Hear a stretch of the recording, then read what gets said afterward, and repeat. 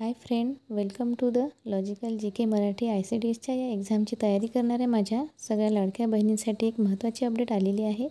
ते म्हणजे आपल्या पेपरविषयीची. तर तीच अपडेट आपण थोडक्यात समजून घेऊ. तर दरवर्षीप्रमाणे आपला पेपर ऑफलाईन व्हायचा, तर यावर्षीच नवीन अपडेट आलेली आहे, ती म्हणजे ऑनलाईन पेपरची. आणि त्यामध्ये आणखी एक नवीन अपडेट म्हणजे ग्रुप लेवल टायमरची. तर हा ग्रुप लेवल टायमर काय आहे हे थोडंसं आपण समजून घेऊ.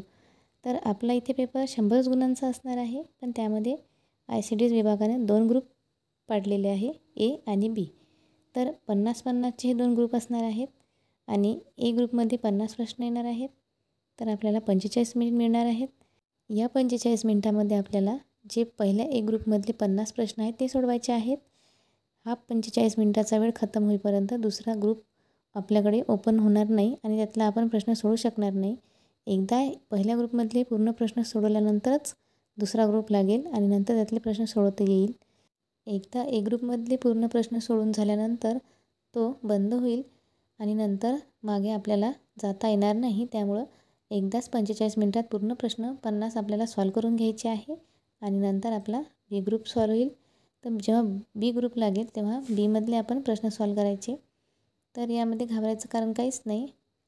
फक्त आपल्याला एका पेपरचे 2 भाग तयार करण्यात आलेले आहेत आणि त्यानुसार टाईम मॅनेजमेंट करून आपल्याला हा पेपर व्यवस्थित सोडवायचा आहे.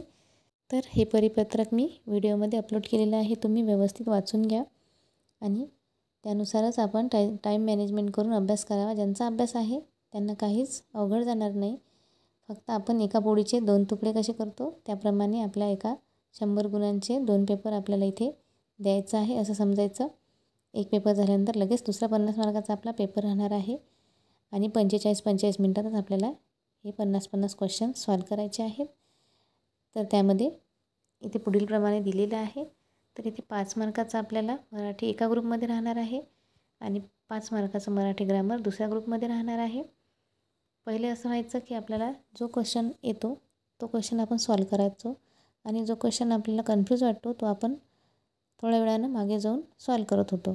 पण आता असं आपल्याला करता येणार नाही. ग्रुप एमधलेच 1-2 प्रश्न जर आपले राहिले तर ते 45 मिनिटाच्या आतच आपण सॉल्व करायचे आणि नंतर 45 मिनिट झाल्यानंतर जरी आपले क्वेश्चन राहिले असतील तर आपल्याला सॉल्व करता येणार नाही.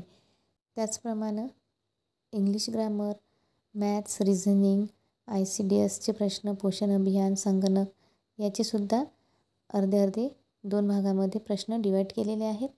तर त्याप्रमाणे आपला आता पेपर होणार आहे. आता हे परिपत्रक नुकतंच जाहीर झालेलं आहे. आता 10 ते 15 दिवसात आपले हॉल तिकीटसुद्धा येईल आणि परीक्षासुद्धा होईल. तर सगळ्यांनी जोरात अभ्यास करा.